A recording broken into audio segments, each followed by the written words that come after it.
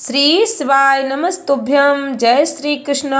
स्वागत है आपका हमारे YouTube चैनल प्रियंका शास्त्र ज्ञान में। भगवान भोलेनाथ की कृपा हम सब पर सदैव बनी रहे। भक्तों, आज के वीडियो आप सभी के लिए बहुत ही महत्वपूर्ण होने वाली है।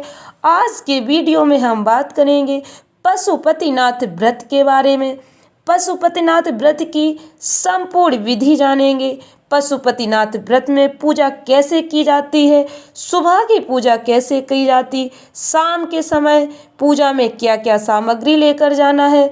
पशुपतिनाथ व्रत की विधि को समझना अत्यंत आवश्यक है। यदि आप पशुपतिनाथ व्रत की पूजा विधि ध्यान से समझकर पूर्ण श्रद्धा भक्ति के साथ व्रत करते हैं तो निश्चय ही भगवान भोलेनाथ आपकी मनोकामना अवश्य पूर्ण करेंगे।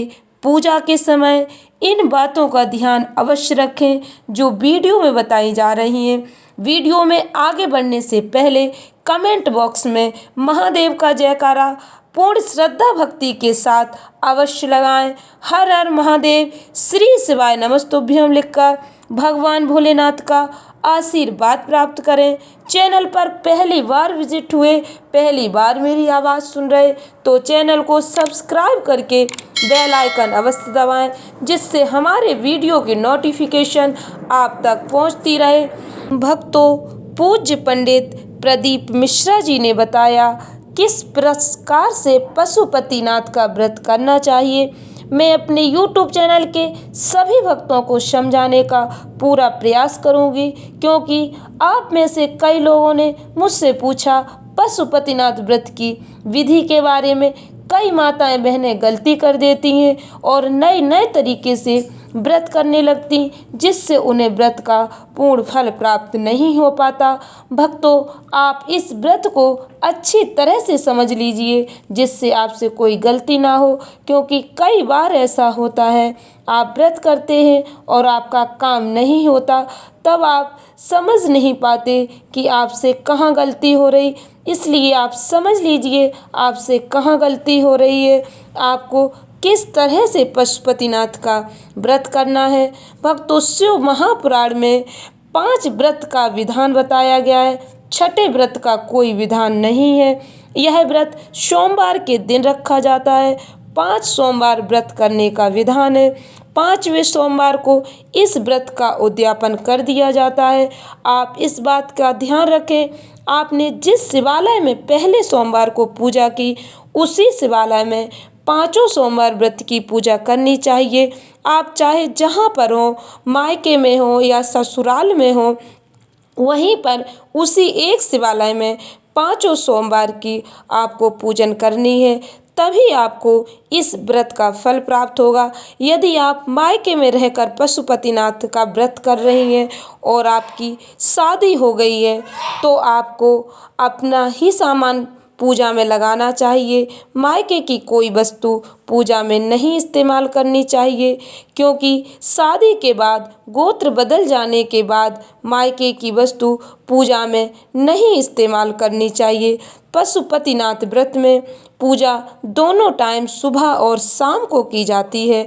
भक्तों, 5 सोमवार के बीच में यदि कोई एकादशी पड़ जाए या कोई अन्य व्रत त्योहार पड़ जाए तो आपके मन में यह विचार आएगा कि आपका एकादशी का व्रत है और आप पशुपतिनाथ का व्रत भी है।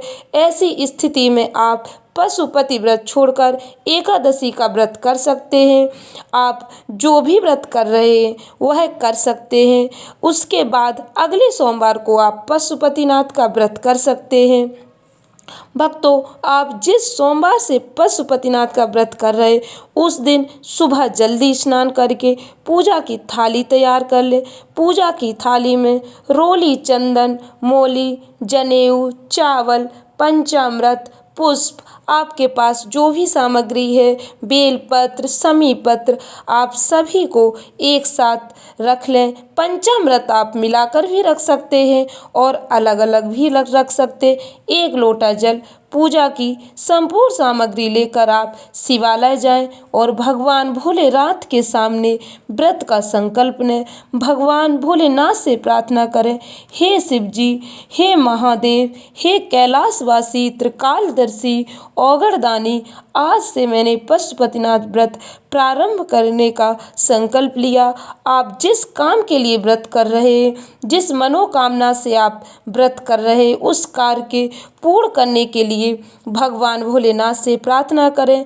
प्रभु हमारे इस व्रत को स्वीकार करें। भक्तों, भोलेनाथ की पूजा की थाली में पूजा का उतना ही सामान लेकर जाएं जो आपके सुबह और शाम दोनों टाइम काम आ जाए। पूजा की थाली में पहले ही इतना सामान रख लें जिससे आपको सुबह की भी पूजा कर ले और शाम की पूजा के लिए भी सामान बच जाए, क्योंकि शाम को भी उसी थाली से पूजा की जाती है। जिस थाली से आप सुबह पूजा करके आए उस थाली को ढक कर रख दें। शाम के समय भी आप उसी पूजा की थाली से बाबा की पूजा करेंगे। सुबह की पूजा कर लें और शाम को भी पूजा करके बाबा से निवेदन करके पूजा की थाली घर वापस ले आए। शाम के समय पूजा करते जाते समय आपको सिर्फ कुछ मीठा प्रसाद और 6 दिए लेकर जाना है। आपको पूजा की थाली में कुछ मीठा प्रसाद और 6 दिए लेकर बाबा के मंदिर जाना है। मीठे प्रसाद में आप खीर, हलवा, पेड़े, कुछ भी मीठा प्रसाद बना सकते हैं। इसको बनाकर आप थाली में रखकर भगवान भोलेनाथ के मंदिर जाएं और बाबा की पूजा आराधना करें। मंदिर में पूजन करते समय आपको शाम के समय महादेव पे कोई अभिषेक नहीं करना है, आपको सिर्फ जल का छींटा लगाना है। सुबह के समय आपको महादेव की पूजा आराधना करनी है, अभिषेक करना है, लेकिन शाम के समय बाबा को स्नान नहीं कराना, पंचामृत का स्नान भी नहीं कराना, केवल जल का छींटा लगाना है, पंचामृत का छींटा लगाना है, बाबा का पूजन करना है। बाबा का पूजन करने के बाद प्रसाद के 3 हिस्से कर लें। प्रसाद के 3 हिस्से करने के बाद दिया लगाएं।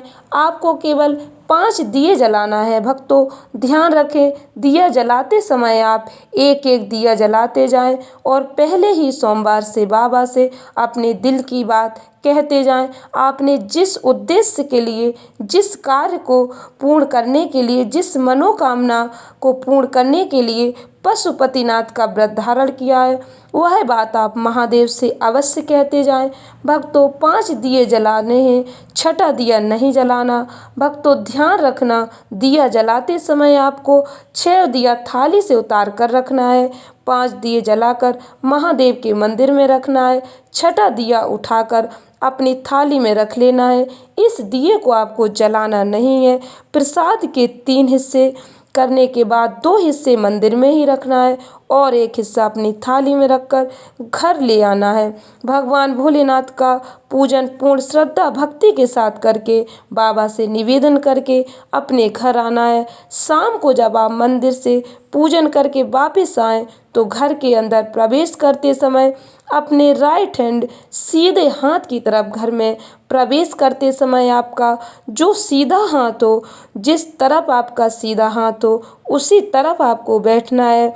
उस तरफ बैठकर उस दिए को प्रज्वलित कर लें। जो दिया आप थाली में रख कर लाए उसे जलाकर अपनी थाली से उठाकर राइट हैंड की तरफ, सीधे हाथ की तरफ रख देना है। भक्तों, इस दिए को जलाते समय भी आप भगवान भोलेनाथ से प्रार्थना करते जाएं, बाबा हमारा ये कार्य है, आपका जो भी कार्य है उसे पूर्ण करने की बाबा से प्रार्थना कर लें।